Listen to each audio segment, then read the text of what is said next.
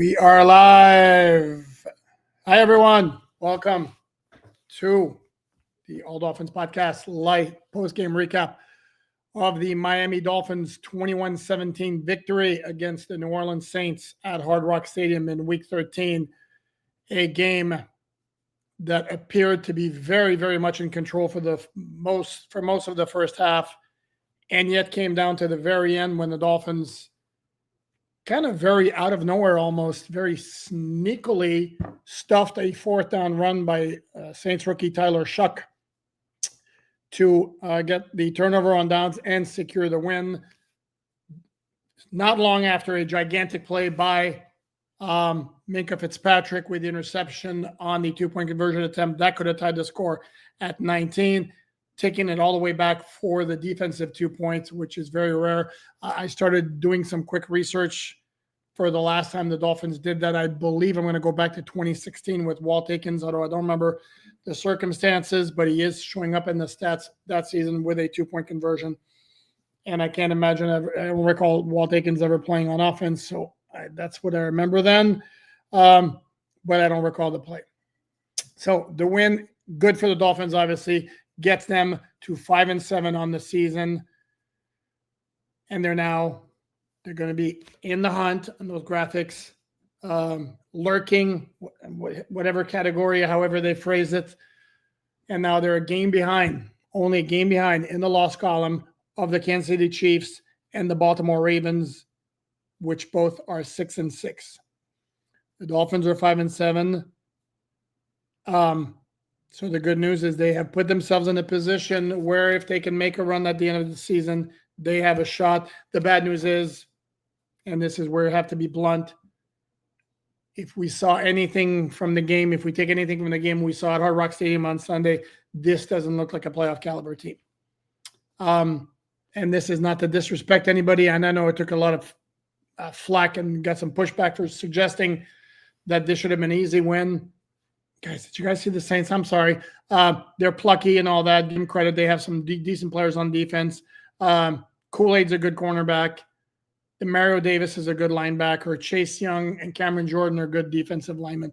But offensively, I'm sorry, it's not a very high-end team. You have a rookie starting at quarterback. And if you don't think it makes a difference, that interception by Rasul Douglas at the end of the first half, watch Shuck's eyes, and he is looking to the left every single solitary second of the play, and which is what allowed Rasul Douglas to zone in on the play and I'm going to step in front of Chris Olave, get the pick. And Rasul Douglas joke, per the reporters that were right outside the locker room at the time, that he was going to get fined $2,000 for not making a pick six. And yeah, it looked like this was a play where he should have taken it back to the house. He did not. Still wound up being a big play, a gigantic play in the grand scheme of things, because if that's a six-point swing, because the Saints were at the very least in field goal range to make it 13-3 at the half. Instead, it was 16-0 at the half. And this is a game that ended in the 4-point margin. And again, also because of the giganticness, hugeness, and invent words here, of Minkah Fitzpatrick's 2-point conversion, because once New Orleans got that onside recovery, they drove into field goal range pretty quickly, and they could have kicked a field goal. And they had a rookie kicker making a rookie or first-year kicker, international pathway player program from Northern Ireland, Chris Smith. Who nailed the crap out of that 56-yard field goal he made in the fourth quarter. I mean, that thing was halfway up the net. So yeah, if we're going to be honest about it, the Dolphins did a lot of good things, put themselves in the position to win this game, but they just couldn't apply a finishing touch, make it a more convincing, more comfortable win, because the passing game against was lacking. Mike McDaniel in his post-game press conference was saying that the Saints were focused on stopping the pass, which I can buy to a certain degree at some point when they're watching Achane Gasham at a clip of 9 yards per run on first down, and there were a lot of those. Yeah, not sure. We'll have to review the All-22 on that one. But it was a rough day for the passing game. There were a couple of nice throws. but a lot of throws were off the mark. It was a bad outing for Tua. Mike McDaniel kind of criticized the pick in the decision to throw it to Jalen Waddle in the first place, where he had Darren Waller open underneath, Devon Achane was open underneath, and he tried to force it to Jalen Waddle despite double coverage and despite the fact that he was throwing a pretty high ball up there that wasn't necessarily that difficult for Kool-Aid McKinstry to wind up intercepting. There were a couple of throws that were just flat out off the mark. He's doing a naked bootleg on 3rd and 1, which I don't love. And the Dolphins, again, would be nice. They're running the ball so effectively, but they're back to the issue of short yardage problems. That surface there, it's 3rd and 1. You're running the ball well. Why are you running a naked bootleg? But that's what they did, and they had Julian Hill running across. He was open, threw it behind him. It was a tough catch. It was makeable, but it wasn't a good throw. Same with that inside screen they were trying to throw to Devon Achane near the goal line, where, again, catchable, throw was behind him. That's Tua normally, when he's on his game, makes those throws. He's not making those throws. He's not being as accurate as he needs to be to make up for the limitations in his game that surface in other areas, including very obviously the scrambling. And we saw most egregiously the 3rd down scramble right before the failed 4th down attempt to Ollie Gordon 2, I'm sorry, where he had an opening, a crease to either dive forward or try to dodge the defender and get tackled without taking a head-on shot, but Tua instead slid just shy of the 1st down marker, and we could quibble on whether that was a good mark. I thought he might have gotten it, but regardless, it's not a 1st down that should be left out there, and that's part of the limitations you're dealing with Tua. And then the 4th down call, again, this is a tough coaching decision. I can tell you, Fox analyst Mark Schlereth was all over it, loving the decision. This is about the Dolphins. We're going to tell you what you need. You're going to know exactly what we're going to do, but we're going to just better than you, and we're going to do it. Well, they weren't better than them. Ollie Gordon took it straight up the middle, had nowhere to go. And I know he's taking some flack for cutting it outside, making a lateral play. Wasn't getting the 1st down regardless. Even had he bowled straight ahead, do not believe he would have gotten the 1st down. But once he cut it laterally, he was tackled way shy of the 1st down. You gave New Orleans the ball at the 45-yard line. They went in for the touchdown. This is one of those where maybe discretion is a better part of valor. Punt the ball, try to pin him deep, and make him go 96 yards or whatever, 95 yards, because remember, they needed a touchdown to tie the score. I don't disagree with the decision nearly as much as I do the decision to not take the go-ahead field goal against Washington after the 2-minute warning.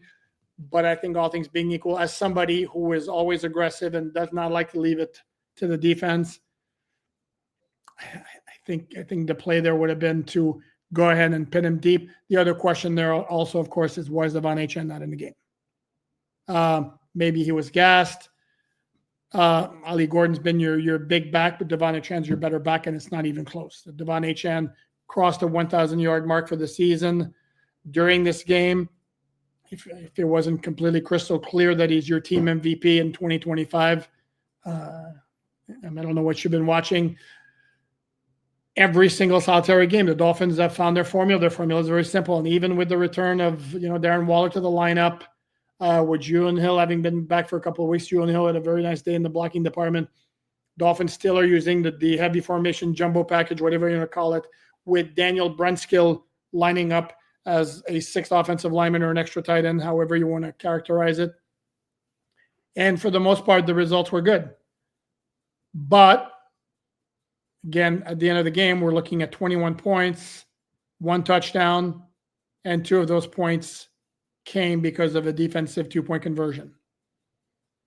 Then this is after scoring 16 points against Washington, which had one of the worst defenses in the NFL. So if we're looking glass half full, the running game is helping the Dolphins win games, control the clock, and I guess avoid takeaways.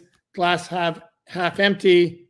Dolphins, they're not a very explosive offense right now. They're not doing a great job. And the areas where it's starting to manifest itself pretty frequently is red zone offense and third down. Third down again today. I believe the final numbers were 4 for 12. It's not very good. That's just flat out not very good. Let me look at it real quickly here. Wrong game. Dolphins 4 for 12. That's just not very good. They finished with 298 total yards. That's not very impressive. And then you're looking at the running game. It's 164 yards, 5.1 average, which is excellent. But again, it's not producing a whole lot of big plays. The longest pass play was like 31 yards to Jalen Waddle up the middle. Pardon me, it was to Darren Waller for 34 yards on the left sideline when the Saints lost him in coverage. But it's not the same offense. Obviously, the Dolphins don't have Tyreek Hill, who was, as we've said it many times, he was the one who made this offense when it was dynamic at its most explosive. It was Tyreek Hill who was the guy who made that goal. And we've seen no matter how well Jalen Waddle has played, not quite the same thing. And the difference we're seeing as well is on third down. Okay, let's talk about the defense a little bit. Great first half. Not so much the second half. They were completely stuffing the New Orleans running game with Devin Neal and Evan Hall and who else? Taysom Hill, I think, may have had a carry.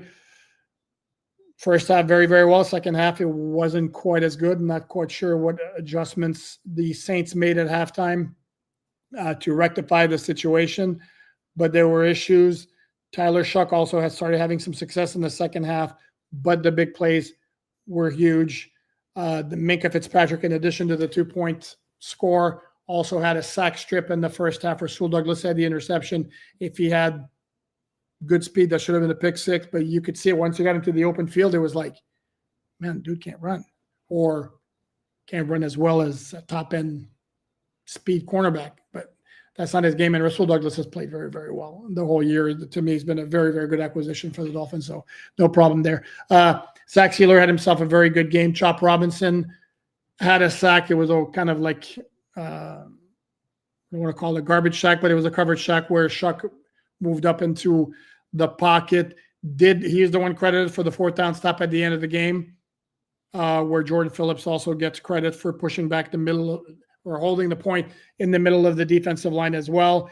Robinson also caused a holding penalty on the Saints.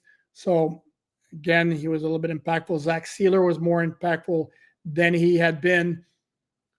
But as far as I see it, to me, the overriding theme of this game is, first of all, 16-0 is not a bad lead in the first half, but it felt like it should have been more. It just felt like the Dolphins were leaving points on the field that it never should have been in doubt. And then the second half, of course, this has been an issue. I don't know exactly what the numbers are. This has been an issue at times this season. Saints took the second half kickoff march right down the field, 2-point conversion, boom, your 16-0 lead is cut in half. It's now 16-8. No, that wasn't ideal. Again, the level of competition is going to go up pretty soon. Actually, it's going to go up from the Saints next Sunday when the Dolphins face the Jets, who got a last-second win against the Atlanta Falcons on Sunday on a 56-yard field goal by Nick Folk. They're 3-2 in their last 5 games after starting, 3-0-7. And they played Baltimore tough, and their other loss also was against a good team where they gave them a decent game. So it's not – they're a lot more functional as a team than they were in week 4.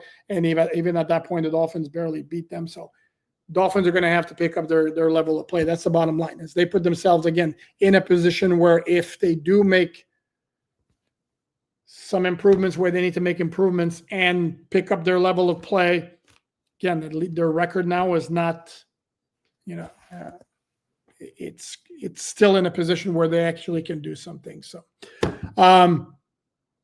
pretty much all I got on my plate at this time. So let's turn it over to the chat as we always do here. And as I've forgotten to do, as I sometimes do, shame on me.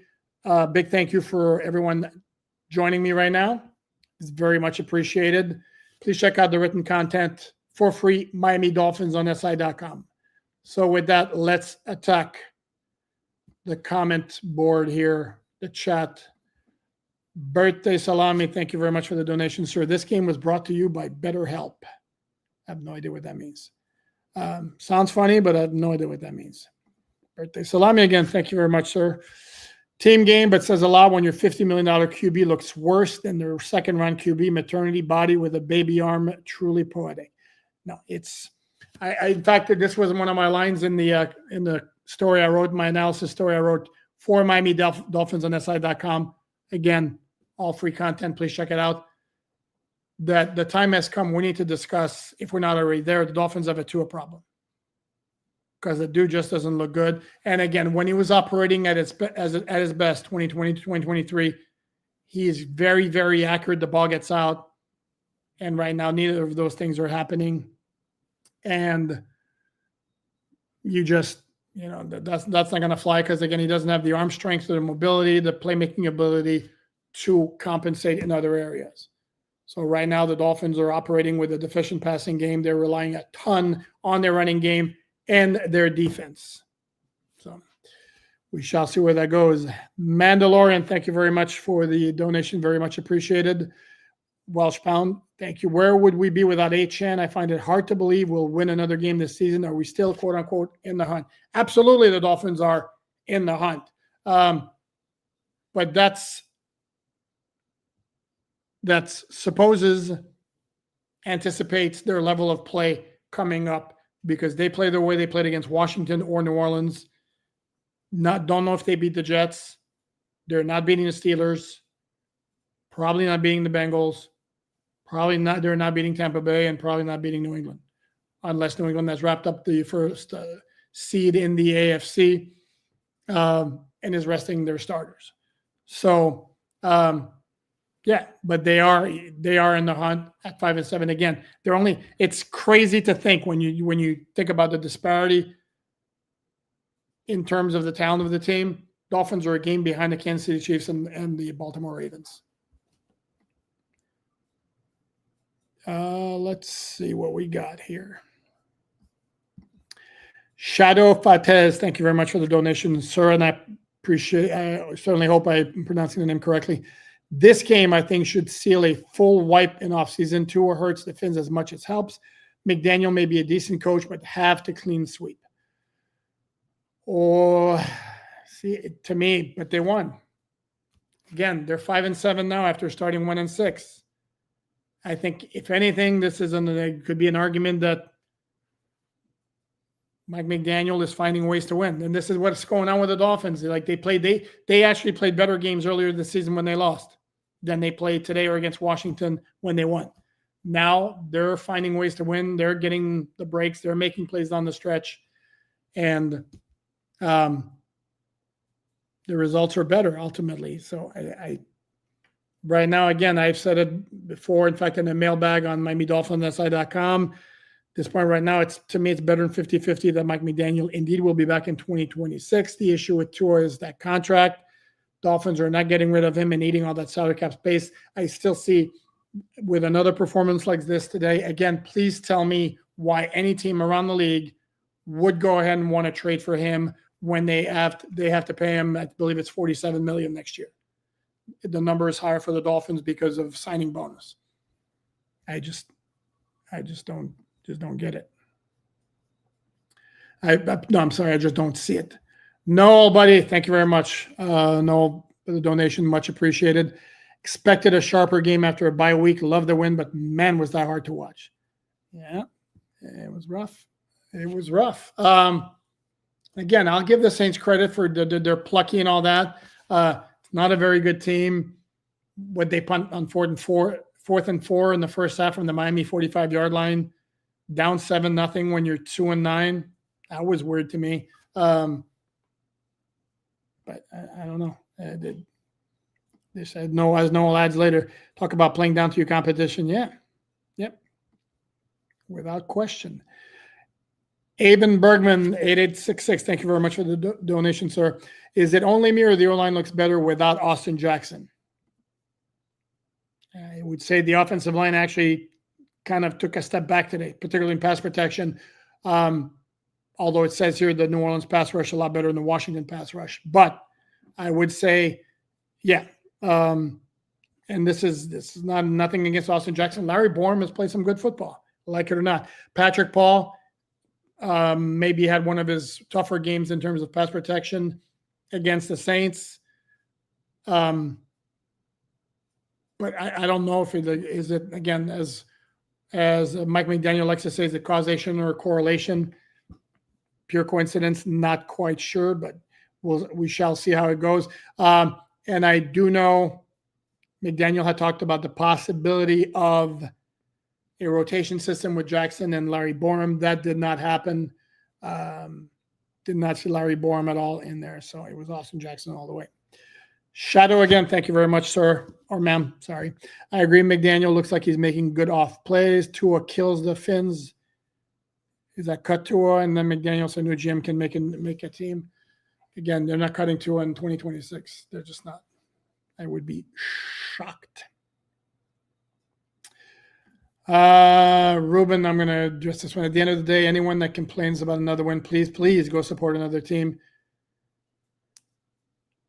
Is it okay, Ruben, if we appreciate the win, but also are realistic enough to understand that the performance today is not going to be good enough if the idea is to make a legitimate run at a playoff spot to be in the conversation in week 17, week 18?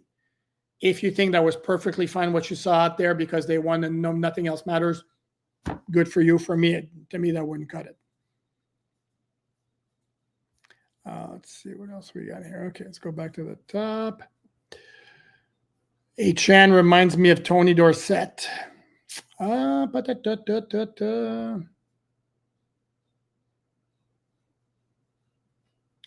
see some Marshall Faulk, some Alvin Kamara to him. I don't know about Tony Dorsett, but yeah, it's not a terrible comp. The Dolphin offense, Chan, that's it. No, Jalen Waddle's a factor too. And Darren Waller, although I don't know why he only caught 2 passes, was targeted only 3 times, only once in the second half. That was a little weird to me. Are the Dolphins withholding offensive plays? Not at this stage of the season when they're trying to win games.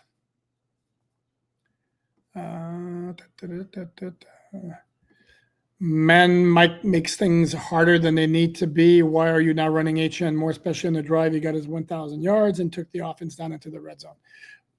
Because you don't want to wear him out either. That's a part of it. I mean, we don't want HN having 30, 35 carries, which is what happened with Ricky Williams, who had a body a lot more built for that. And eventually the Dolphins basically wore him out.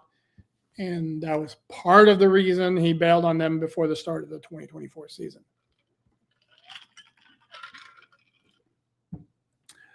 Win is a win, just like when they nominated the Bills. No, it's not. No, but okay, no.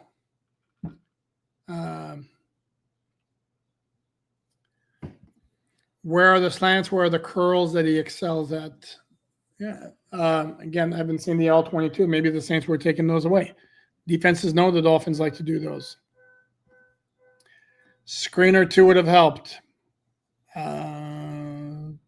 didn't run a ton of those.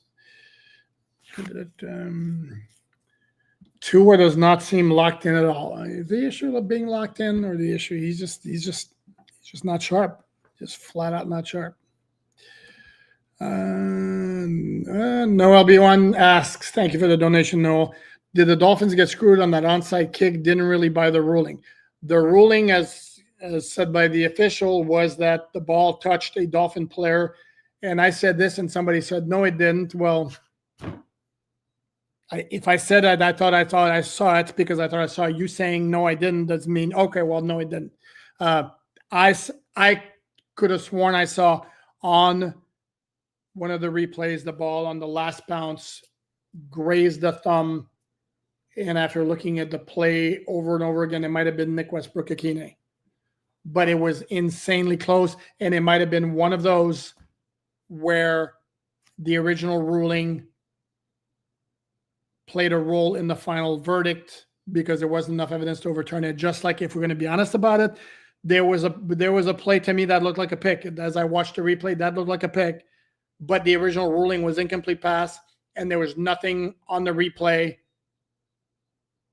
to me to show clearly that the ball hit the ground. There was nothing clearly to show the ball didn't hit the ground. There was kind of an angle where the body is blocked a little bit. So who knows? They stuck with the call that was made, and that was the same deal with the onside kick. So I don't know.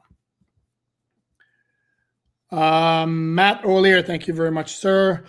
Thanks for all your hard work reporting on the Finns. Poop, hope you and your family had a great Thanksgiving. We did, very much appreciated, and hope you did as well. And hope everybody did. I prefer you by yourself, no guests. Poop, great opinions. Thank you very much, sir. By all means, feel free to indicate in the comments if that's a preference for everybody. Maybe that'll influence what I do. I like the back and forth as well. Sometimes I like to hear the sound of my own. No, I don't. No, I think there's something to be said for both. That's why we try to mix it up a little bit. Arstoval with the fist bump. There you go, buddy.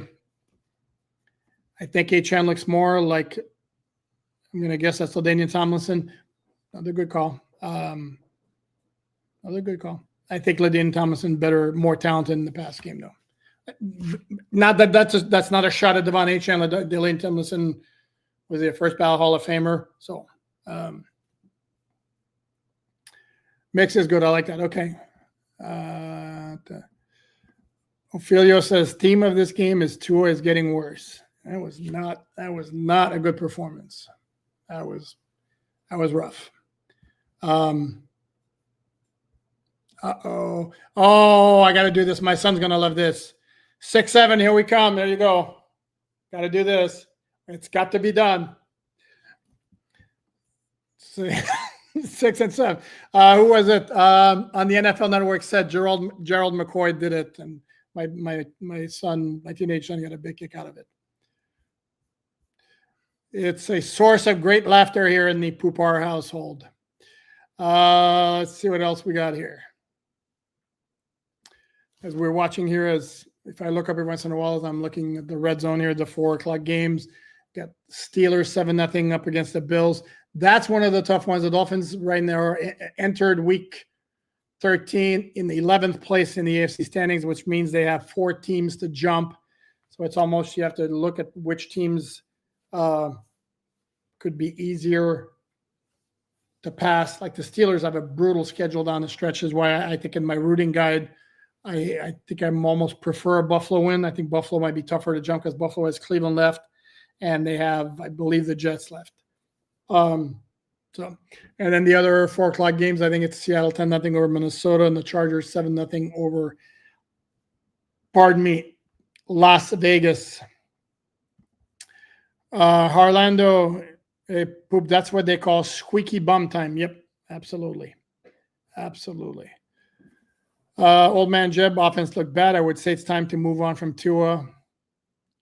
Again, if you're talking in season, what for Zach Wilson? Don't think so.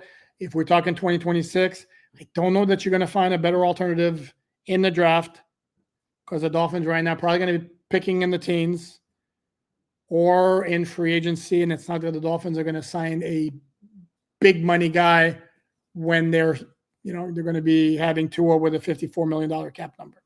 So, bag of roasted nuts. We can no longer say the Jets game is going to be an easy win for us. You are absolutely correct. Here's a good question. Want them to go to the playoffs just to lose? Yeah. That beats the alternative of not making the playoffs, no? Guys, feel free to tell me I'm crazy. But yes, I'd rather to be in the playoffs. Michael, thank you. Hey, Michael, how are you? Hi, Alan. Thanks for the great show. McDaniel called a bad game and Tua stinks. Did McDaniel call a bad game? Really? I don't know. Tua had a rough outing. The one part that I would question with McDaniel's play calling is there were a couple of times it seemed he got away from the run game. I think, in fact, at the last first and goal, I think it was, and they ran the ball very, very well, and it was all 3 straight passes, and that basically took care of that. So, Kevin the car guy, Saints QB looked way better than Tua did. Yep. Cut Tua, eat the cap. Okay. You cut Tua, with a post-June 1 designation that's 60 million, his cap number of 54 million for 2026 goes up to 67 million. You cut to it without a June 1 designation, his cap number of 54 million goes up to 99 million. Just have a very, very hard time believing that that's going to get done. Really, really, really. John, I don't know if this looked good for Mike McDaniel. The W. Team's not giving up on him. It's funny. Jim Bear, that's funny. We're in the hunt, all right. In the hunt for a new head coach, new QB, a new GM. Maybe. Jericho, the rare win that feels like a loss. Yeah, that was one of those games, and I don't like those games because you go into it, and it was like anything short of the Dolphins really dominating this game was going to be a letdown. And they won, and that's good because they needed to win.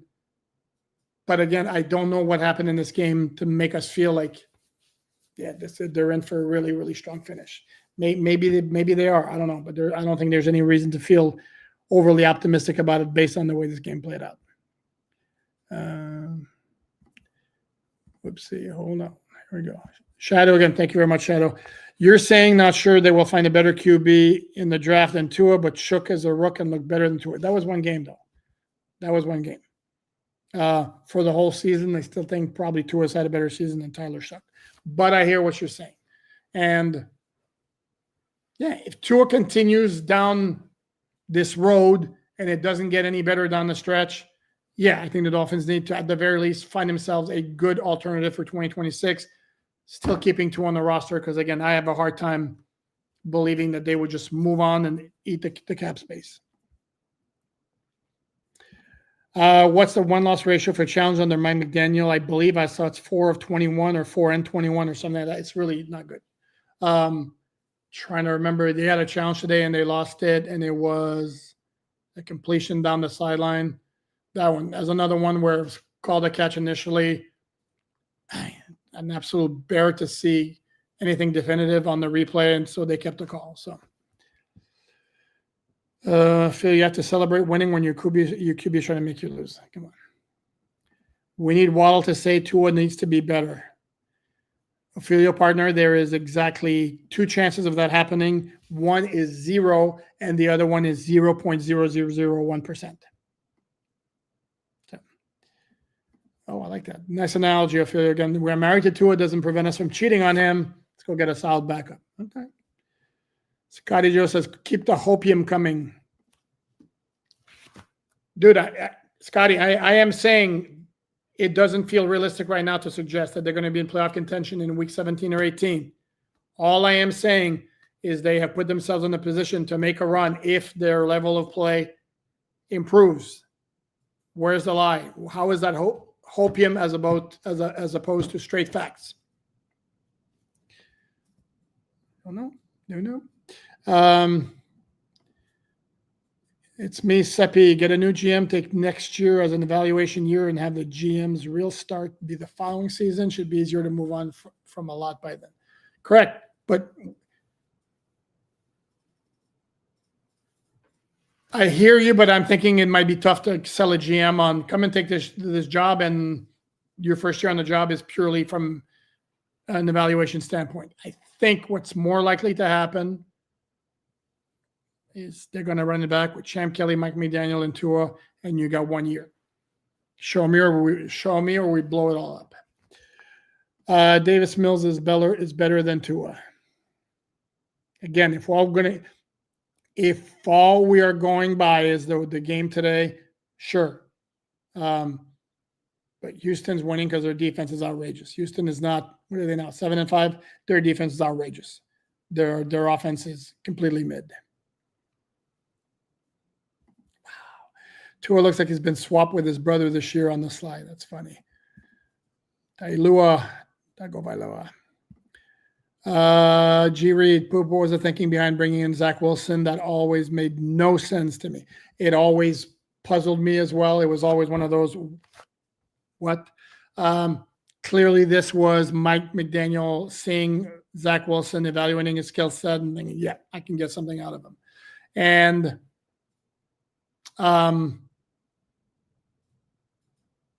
it was very weird.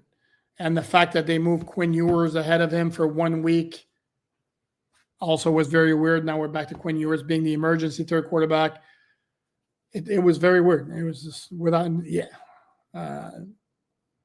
didn't make a ton of sense to me either. But I tend to defer in situations like these to Mike McDaniel and the GM. But yeah, it was weird. Dylan, would you take Kirk Cousins over Tua? Can I pass and not take either? Kirk Cousins is a guy who will look good once in a while, put up good numbers, and then at the end of the game, he'll lose. And in fact, today's a perfect example. 234, 1 touchdown, no pick. They lost. I mean, there's just something about him that I don't necessarily love. Harlando Biggers really looks like a bright spot. What do you think of the 3 rookie bulldozers?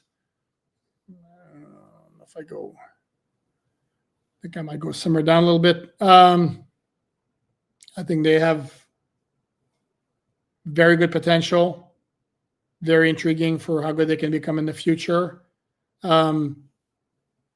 Biggers has been making more and more plays. Jordan Phillips is very sturdy against the run. Kenneth Grant flashes here and there. I think there's every reason to be optimistic with those 3, but we're not there yet. Mandalorian, can anyone put their finger on why Tua has regressed so much? Yeah, I think there's a combination of factor. Doesn't have Tyreek Hill. Maybe an accumulation of injuries last couple of years. Lack of confidence in the offensive line for a lot of the season. I think those would be the things that kind of stand out.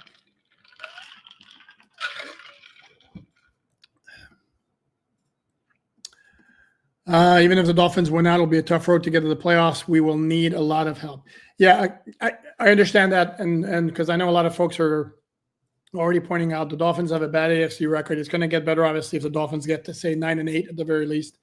And yes, they already have a loss against Baltimore. They already have a loss against Indianapolis. They already have a loss against who else? Those are the two teams that come to mind. But those will come into play if there's head-to-head tiebreaker situations, as opposed to if it's a three-team tie. So we shall see. Richard, 5-12. Here we come. They're not going 5-12, but okay. I want Minka to get the win against the Steelers. Okay. Let's see what we got here. Got some more comments here. Chargers, another team against who they lost. EJ says not only his hip, but his cognitive cogency is spotty. He has his good days, which are increasingly few. Okay.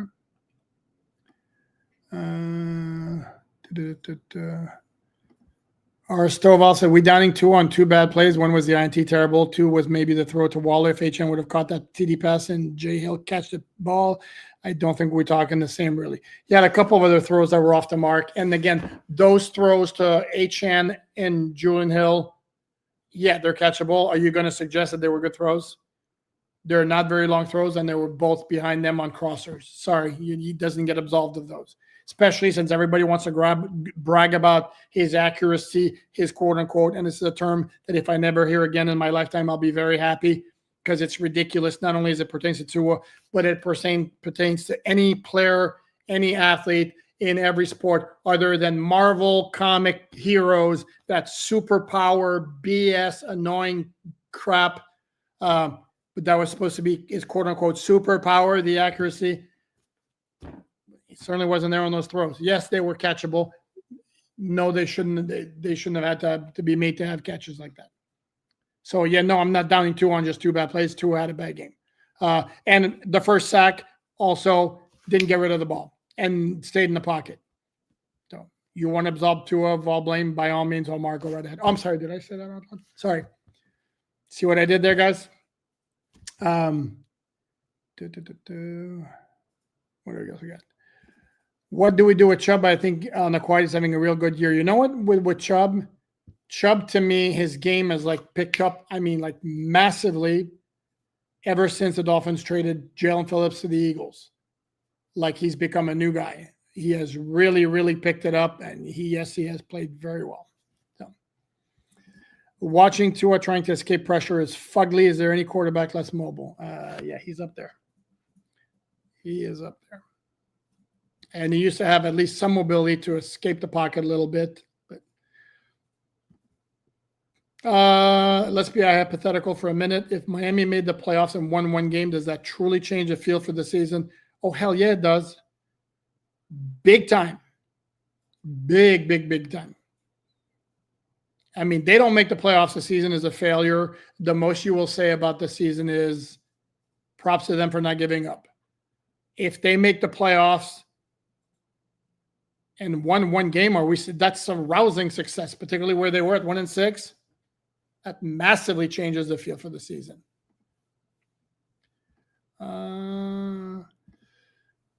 It's me, Seppi. Is there a difference between cutting him and keeping / paying him with no expectation in the season? Aren't you paying the money regardless? No. Here's the thing: you're paying more. Actually, he counts more on your cap number if he's not on the team, unless you're able to find a trading partner. To which I say, good luck. Again, his cap number right now, it's 54 or 56 million. I always mix the two mixed up. I believe it's 54 million. If you cut him, it moves to either 67 next year and another 32 in 2027, or it goes to 99 next year. So, no, it's not the same thing at all. That's a very good point, too. Don't know why everyone wants to sacrifice next year. We ain't even there yet. Very good point. This is one of the best GM jobs in the NFL, to which I would say or ask, why? Not sure. Eat the cap. Who cares? They aren't winning next year. Okay. Limitations with Tua is an understatement. I'm trying to be polite.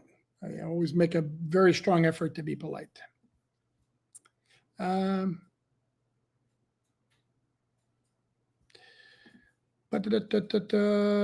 Exactly. People forget Tua was out the end of the season last year was because of his hip, and you can see it because getting worse. The balls coming out look flat, and yet he was on the injury report a couple of weeks earlier this season with a hip, and he hasn't been on the injury report at all.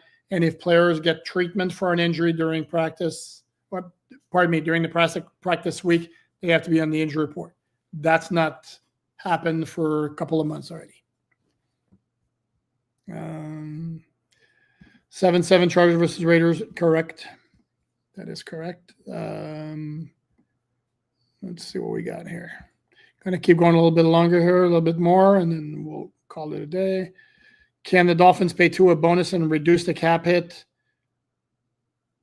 You can't reduce the cap hit without tacking on more years and more cap commitment down the road. You can lighten it for next year, but then, which is why they could have done that this year. His salary cap number was 39 million this year. They could have reduced it by extending him. But no. My Bears got the 1 seed after the Rams lose. Yeah, those Bears are no joke. They're impressive. There's a lot of good teams out there. EJ, that's funny. Capitan Poupart is my sportif superhero. That's funny. I don't have a superpower, though. Actually, my superpower, if I had one, would be to not BS. Bubble, if the Dolphins brass does a full-on, like Omar says, scorched earth rebuild, we have a chance to be great. If not, we stay mid. I'm not opposed to it. I just don't know if it's going to happen. I like this question here. Jeff, my man Jeff here. Hold on. Where was it? Here we go. Jeff, what's your type of coffee you enjoy? Do you grind your own? No, I buy the Keurig. My brother grinds his own coffee, and it tastes like gasoline. You need to start your car. That's how strong it is. I don't like my coffee that strong. I buy K-Cup, Tim Hortons K-Cups. Not opposed to the McDonald's coffee I like very much. I like the Dunkin' Donuts coffee as well, but Tim Hortons is my go-to. Julian Vivas. Julian, how are you, sir? Is there a chance Wilson starts against the Jets? No. Do you want to see the Zach Wilson revenge game? Yeah, that would be fun, but no. In fact, the last game Zach Wilson started was a Dolphins-Jets game. That was in 2023 at Hard Rock Stadium. The game the Dolphins won 30-0, and Wilson left the game at halftime with a concussion after Zach Sealer knocked the crap out of him. I think it might have been on the first series. G. Reed, Alain, I live in New England now, within driving distance to Montreal and Quebec City. Which do you prefer?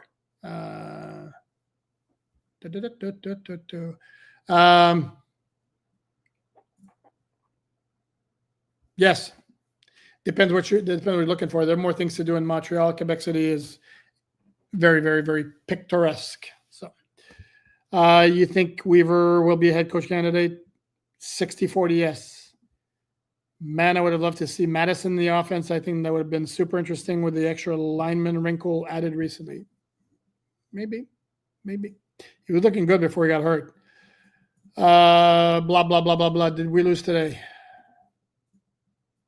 Okay, so since I said no BS, dude, you're getting a bit annoying. Okay, again, for just strictly for blah, blah, blah, everybody else, they're the realists over here. Take a pause for a second. The Dolphins were absolutely amazing to go into the Super Bowl. They handled their business against the New Orleans Saints with a 21-17 hard-fought victory that put them on the path to the playoffs as they continue their run with now their third consecutive win. Okay, end of BS. Are we back now? Okay. Serious. Is that what you want to hear?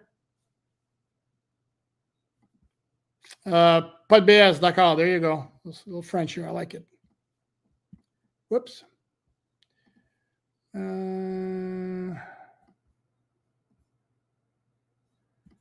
Harlander, always likened back to and for a couple of years he played well, ignoring the bumpy noggin, but he was always going to have a short tenure with the hip. He's just the other part. The bottom line, he is not built to last. He's just not built. You don't see that many quarterbacks of that size who play very long in the NFL. In today's NFL, I should say, because of course now somebody's going to throw out Drew Brees. In today's NFL, and he had the nasty hip injury in college at Alabama. He also had an ankle injury that required surgery. That with the banding was that what it was called. David Pridham, I saw so many danger signs today. I believe Jets will beat them next week. This streak is full goals. Blah, blah, blah, blah. ZXBX. Don't listen to David. He doesn't know what he's talking about. See what I did there? Okay. Trade Tua and Mike to Steelers for Tomlin. Imagine Mike McDaniel becomes head coach for Ramsey again. That's funny. Yeah, and the Steelers would do that because why? No. Let's see. Okay, what we got here?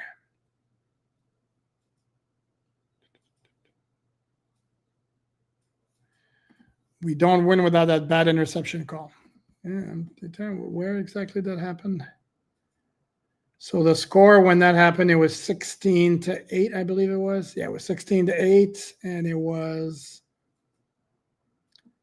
it's the first play of the drive that ended with the Dolphins kicking a field goal to go up 19-8. Yeah, it certainly would have made a difference. Don't know if it was a close call. I don't know if I call it like a bad call. It was really close, and like I said, one of those where if you ask me, I may win $1 million if I make the correct call. I think it was a pick, but Harlando, Jack Jones still giving me poor man's X vibes. Yeah, poor man, yeah. Poor man. I mean, X was a hell of a player when he was in his prime. We're stuck with Tua for another year, but McDaniel we can't keep. He just isn't a head coach. It's been 4 years, and we still can't make adjustments at the half. All I'm going to tell you is brace yourself. Hello. Brace yourself for the idea that you possibly could be back.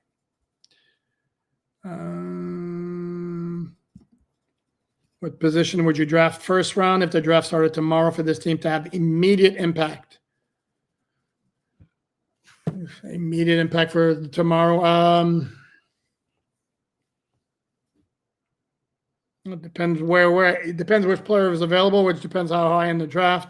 I think, like right now, the only position I don't see this team drafting whatsoever is running back, because they just spent the last 3 years picks on Achane, Ollie Gordon, and Jalen Wright. To me, that would be some very poor draft capital management. So outside of that, you can use practically player at any other position.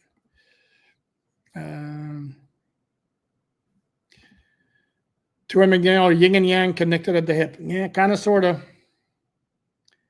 Does Bonner have chronic hamstring issues? He's had issues with it a couple times. I don't know if he has chronic hamstring issues. A few good wide receivers look good this draft to me. Okay.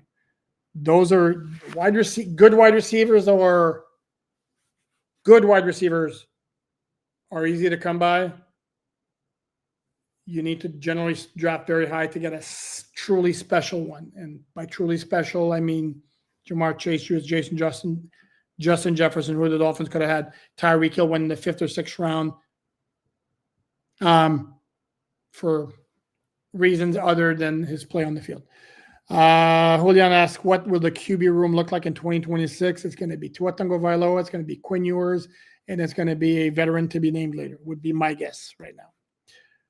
Ophelio, I have to say, despite the concerns at the beginning of the season on cornerbacks and the injuries, GM did pretty well, or good luck, or both. Yeah. Jack Jones and Rasul Douglas have panned out, and they've become pretty solid players. Absolutely, without question. So, on that note, that's going to wrap it up. We will be back here Monday to discuss the game further. It will be me and a guest. Mystery guest, could be Perk, could be Lavica, could be Dante, who knows, but we will be back. In the meantime, thanks so much for watching. Please like, subscribe, share, comment, all that good stuff. Please check out the written content at MiamiDolphinsOnSI.com. Everything for free. And then we will back here again, as I said, on Monday. And in the meantime, enjoy the rest of your Sunday.